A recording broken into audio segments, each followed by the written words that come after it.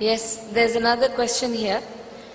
This is related to the hadith of Ali radiallahu anhu in the battlefield.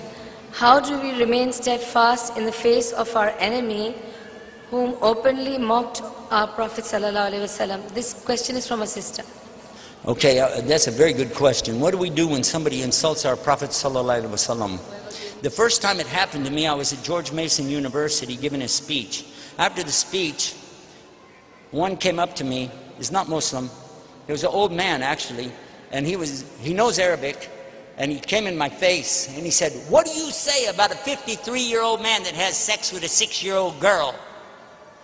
Whoa, when he said this, I almost passed out, because I couldn't believe anybody would talk like this. I couldn't believe somebody would say something like this. I knew what he meant by what he said. I was so upset. I started taking my coat off. And I would give it to the sheikh who was with me. I said, you know, just hold my coat.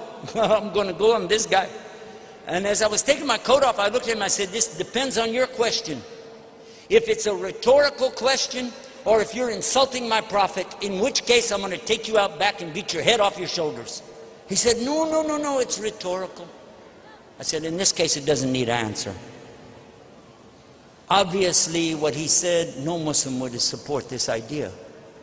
Because our Prophet ﷺ never would do something like this. Our Prophet did not do what this man said. But the way he said it, people would think, this is Muhammad. Our Prophet ﷺ was the example for us. And he was the mercy to mankind. I had to go to the scholars and ask them, how do I answer the question? They said, first of all, you don't get angry. This is in the hadith of Rasul ﷺ. La tagdab. Somebody said, give me nasiha. La tagdab. And then, la tagdab, la tagdab. Don't get angry. Take it easy. Keep your cool. Take it easy. Second thing is, when you don't know, just say, I don't know. But be kind to them. Maybe they will listen to the answer. So the next time, I saw the same guy again. I'm ready. This time, he started with another question. It's nothing but an insult, the way he said it. But this time, I said, thank you for asking me about my religion. He went, huh? He didn't expect that. He thinks I'm going to get angry. Not now. I know we shouldn't do that. Thank you for asking me about my religion. And then, say this. As a Muslim, I cannot lie. As a Muslim, I cannot lie. If I lie, I can go to hell. And if I don't tell the truth, if I make a mistake, you can check it out anyway, because everything in Islam is preserved 100%. Mia mia. The Qur'an and the Sunnah, we still have it today as we had it centuries ago. So it's there. So it's easy. We can find the answer. But by the way, and here it comes. Are you listening? If, while you are listening to my answer, you like the answer so much that you say, that's better than what I have, are you going to be ready to make a move to something better? He said, yeah. And then I began to give the answer. First of all, the hadiths are in Bukhari, and it's two. One, it says Aisha's 6 years old, and her mother, listen to the hadith, her mother comes to her and takes her into the house. She's playing in the dirt. Her mother takes her into the house to her father. So far, did you hear the word sex in there? No. And her father is doing a tradition which is a part of the Arab tradition forever. He's offering his daughter in marriage to his best friend, someone who is a leader, someone who is very important to him, and he's saying, I want you to marry my daughter. But then what?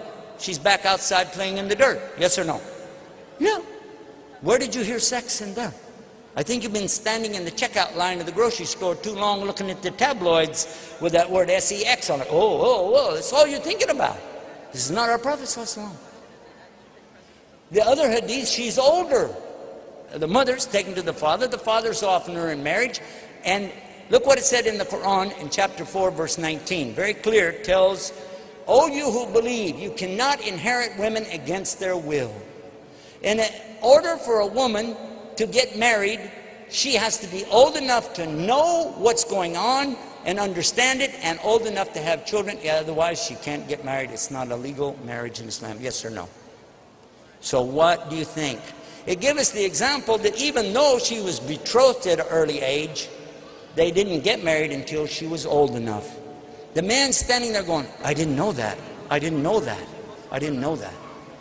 It happened again when I was in Chennai. The same subject come up, and I told another one the same way. He said, really? I said, yes, but I'm going to ask you a question. Everything we know about their marriage is coming to us from her. Read what she said and think. Out of 2,200 sayings or hadith from her, roughly 2,200, she is saying only what? The best things about her husband, Muhammad sallallahu alaihi wasallam. Yes or no? And all that she said again and again, she's praising him, loving him, caring about him. She talks about when she was young, she used to race with him, and she used to beat him. She said, I got older, I got heavy, and then he used to beat me in the races. She used to tease him. She played tricks on him. We know from the Qur'an some tricks that she played. Whoa, watch out. But still, he was a very caring and loving husband to her. So much so when he died, sallallahu alaihi wasallam, he wanted her to be there. He died right there in that house with his head in her lap. And what was the last thing she did? She used a toothstick and she cleaned it for him and opened it up and put it in his mouth because she knew how much he liked it. And in this way and in this condition, he passed away. And for the rest of her life, she narrated from him and never said a single bad word ever about her husband. Do you know any women today who could go their whole life and never say something bad about their husband? Hello? Do you know a woman who can go even 1 year or 1 month or 1 week, maybe not even 1 day, and she's saying something about her husband? Aisha radiallahu anha never said a single bad word on her husband. Yes or no? And she never even considered to look at another man for the rest of her life. In her heart and in her mind, she is still married to Muhammad sallallahu alaihi wasallam, and they will be together in Jannah, in the paradise, and live there happily ever after. I'm asking you a simple question. Is this the best love story you ever heard? Or do you like the story of Shakespeare's Romeo and Juliet on Valentine's Day, talking about, oh, what a love story, Romeo and Juliet. 2 young lovers, one a preteen, maybe 12, and one 14, something like this, very young, from 2 separate tribes that did not like each other. They hated each other, they were fighting.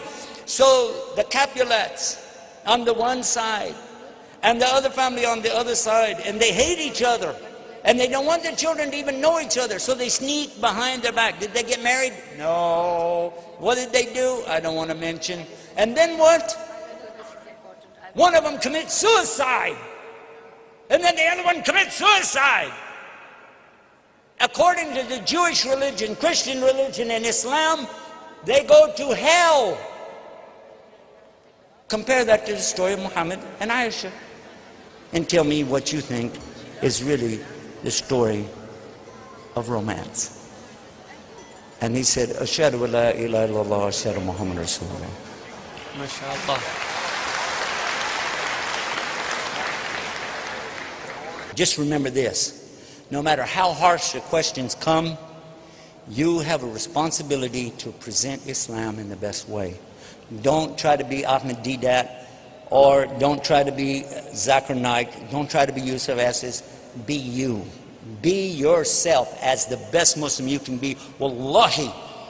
And I don't like to say wallahi because I'm not Arab anyway, but when I say this, I really mean I wish all of us would just use what Allah gave us and be the best Muslim you can be. This would destroy shaitan on this planet. He wouldn't have a chance. May Allah guide us. Ameen.